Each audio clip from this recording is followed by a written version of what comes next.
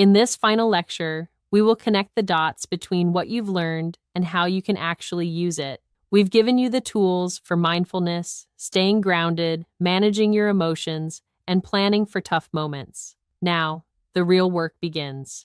Using these tools when you need them most. We'll show you how to stay calm and clear-headed exactly when it counts during conflicts, when making decisions, and in stressful situations. The goal isn't to be perfect, but to build your strength under pressure and keep moving forward, no matter what. Objectives of the lecture. By the end of this lecture, you'll be able to use your tools in real time during everyday mental stressors.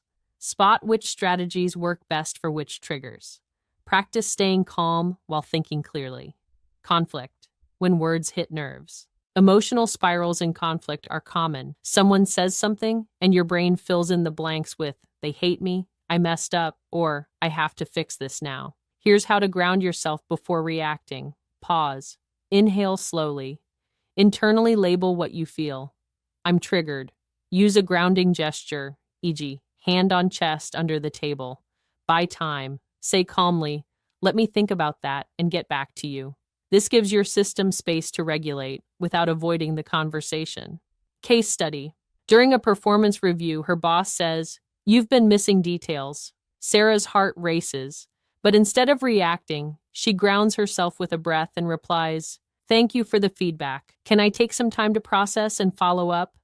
She protects her poise and avoids the spiral. Decision-making, when you can't choose. Overthinkers often delay decisions because of fear, of regret, judgment, or imperfection. Here's what helps. Name the fear. I'm afraid I'll make the wrong call. Use the 5-second rule, Mel Robbins. Count 5, 4, 3, 2, 1, then act. Ask, what's the smallest action I can take now? Instead of planning the entire outcome, just write down one small forward move, one click, one message, one decision. That's all it takes to build momentum.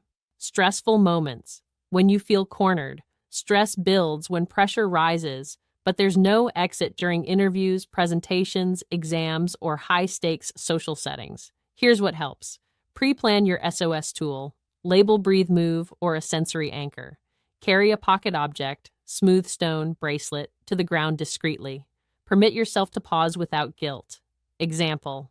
Before job interviews, Mike does a 2-minute grounding routine, hands on heart, breathe, and anchor word, steady. His body calms and his brain sharpens. Knowing what to do is one thing. Using it under pressure is where the transformation happens. With a bit of practice, your tools stop being techniques and start becoming habits. You'll still have hard days, but now you will have something to fall back on. Tools you've used, strategies you've built, and a brain that's learning to stay calm under fire.